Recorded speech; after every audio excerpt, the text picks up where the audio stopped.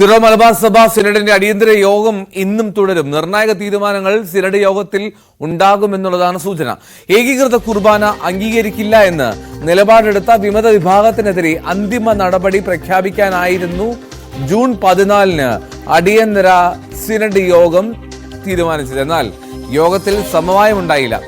ഇതിനെ തുടർന്ന് ഇന്നലെ യോഗം പുനരാരംഭിക്കുകയായിരുന്നു. ഡാനി പോൾ കൊച്ചിയിൽ നിന്നും ചേർന്ന്. ഡാനി, ഇത് തീരാത്ത വിവാദമാണ്, തീരാത്ത തർക്കമാണ് ഏകീകൃത കുർബാനയിൽ സിറോ മലബാർ സഭയിൽ നടക്കുന്നത്.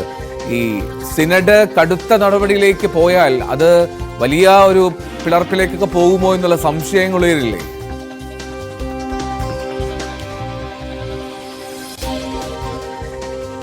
തീർച്ചയായും എൽദോ, അതിന് ഒരു സംശയവുമില്ല. കാരണം ഇത് ദൂരവ്യാപകമായ വലിയ രീതിയിലുള്ള പ്രത്യാഘാതങ്ങൾ ഉണ്ടാക്കുമെന്ന കാര്യത്തിൽ യാതൊരു സംശയവുമില്ല.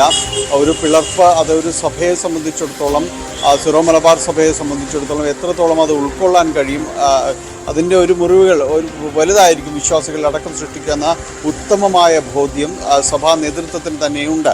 അതുകൊണ്ട് ആ രീതിയിലേക്ക് കാര്യങ്ങൾ കൊണ്ടുപോകരുത് എന്നൊരു പൊതുചിന്ത ആ സിനഡിലടക്കം ഉയർന്നിട്ടുണ്ട് എന്നാണ് മനസ്സിലാക്കാൻ സാധിക്കുന്നത്. കാരണം അത്തരത്തിലുള്ള ഒരു പങ്കുവയ്ക്കലുകൾ, ആശയങ്ങൾ പങ്കുവയ്ക്കലുകൾ സിനഡിൽ ഉയർന്നിട്ടുണ്ട്.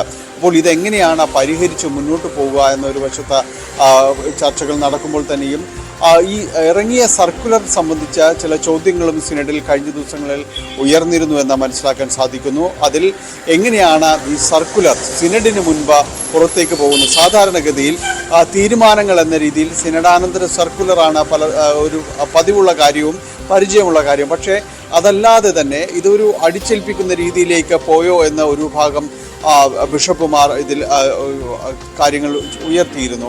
അതിൽ പ്രത്യേകിച്ച് ഇതിലൊരു അടിച്ചേൽപ്പിക്കുന്ന രീതി എത്രമാത്രം ആശാസ്യമാണ്. ഇങ്ങനെയൊരു കാര്യങ്ങൾ മുന്നോട്ട് പോകുമ്പോൾ പലതവണ ഒഴിവുകൾ നൽകിയിട്ടുണ്ട് എന്ന കാര്യങ്ങൾ പറയുമ്പോൾ പോലും ഇതൊരു പുരോഹിതരെ അടക്കം വിലക്കാനുള്ള തീരുമാനം, സഭാഭാഷയിൽ പറഞ്ഞാൽ മഹറം ചൊല്ലുന്ന ഒരു തീരുമാനത്തിലേക്ക് പോകുന്നത് എത്ര കണ്ട് നിലനിൽക്കും എന്നതടക്കമുള്ള ചോദ്യങ്ങൾ ഇതിൽ ഉയർന്നിരുന്നു. പ്രത്യേകിച്ച് എറണാകുളം ജില്ലക്കാരായ എറണാകുളത്ത് നിന്ന് പോയ ബിഷപ്പുമാർ അവർ പല അതിരൂപതകളിലടക്കം അവർ സേവനം അനുഷ്ഠിക്കുന്നുണ്ട്. അവർ അതിലൊരു കൃത്യമായൊരു വിയോജനക്കുറിപ്പ് രേഖപ്പെടുത്തിയിട്ടുണ്ട് എന്നാണ് അറിയാനായിട്ട് സാധിക്കുന്നത്. സഭാ നേതൃത്വത്തിന് ഔദ്യോഗികമായി റാഫേൽ തട്ടിന് ഔദ്യോഗികമായി കൈമാറിയിട്ടുണ്ട് എന്ന് മനസ്സിലാക്കാൻ സാധിക്കുന്നു. അതിന് അവർക്ക് പിന്തുണയുമായി പ്രത്യേകിച്ച് ഈ പുരോഹിതരെ വിലക്കുന്നതടക്കമുള്ള നടപടികൾ അത് സഭയ്ക്ക് ഗുണകരമാകില്ല എന്ന് ചൂണ്ടിക്കാണിച്ചുകൊണ്ട് ഈ ചർച്ചയുടെ വഴികൾ ഇപ്പോഴും അവസാനിച്ചിട്ടില്ല എന്ന് സൂചിപ്പിച്ചുകൊണ്ട് ആ രീതിയിലേക്ക് തിരിയേണ്ടതാണ് എന്ന് പറയുകയും ഒപ്പം തന്നെയും സർക്കുലർ സംബന്ധിച്ച് ചില ചോദ്യങ്ങൾ ഉയർത്തുകയും ചെയ്തു. സർക്കുലർ എങ്ങനെയാണ് പുറത്തു പോകുന്നത്? ഈ സഭാ കുര്യയുമായി ബന്ധപ്പെട്ട ചില സംശയങ്ങൾ പൊതുവിൽ നിലനിൽക്കുന്നുണ്ട്. അപ്പോൾ അത്തരം കാര്യങ്ങൾ ചോദ്യം ചെയ്തുകൊണ്ട് അത്തരം കാര്യങ്ങൾ കുറച്ചുകൂടി സഭയുടെ ചട്ടക്കൂടിനകത്ത് നിന്നുകൊണ്ട് ചർച്ച ചെയ്യേണ്ട കാര്യങ്ങൾ പൊതുവിലേക്ക് നീക്കപ്പെടുന്നു എന്ന ആ രീതിയിലേക്കടക്കം ചില സംശയങ്ങൾ ഉയരുന്നുണ്ട്. അപ്പോൾ ഈ സർക്കുലറിന് സംബന്ധിയായ കാര്യങ്ങളിലും എല്ലാം തന്നെ ചർച്ചകൾ നടന്നിരുന്നു. എന്തായാലും ഇന്ന് ഇത് സംബന്ധിയായ കാര്യങ്ങളിൽ ഒരു വിശദീകരണം ഉണ്ടാകുമെന്നാണ് നമ്മൾ പ്രതീക്ഷിക്കുന്നത്.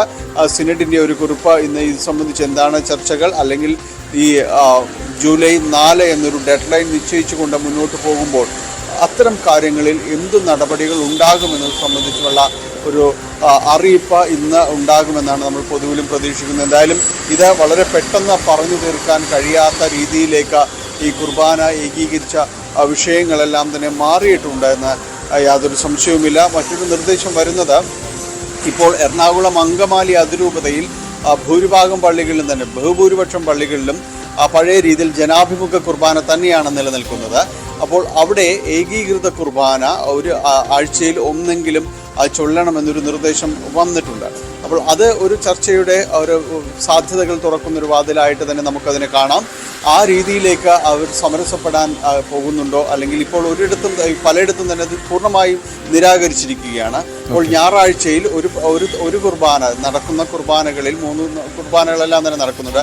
ഒരെണ്ണമെങ്കിലും ഈ രീതിയിലേക്ക് മാറ്റണമെന്ന ഒരു നിർദ്ദേശം വന്നിട്ടുണ്ട്. അങ്ങനെയെങ്കിൽ അതൊരു പുതിയ സാധ്യതകളിലേക്കും ചർച്ചകളിലേക്കും തന്നെയായിരിക്കും വഴി തുറക്കുക. എന്തായാലും സിനഡാനന്തര അറിയിപ്പിന് വേണ്ടി ഇന്ന് വൈകിട്ടോടുകൂടി ഉണ്ടാകുമെന്നാണ് പ്രതീക്ഷിക്കുന്നത്. എൽദോ, ശരി.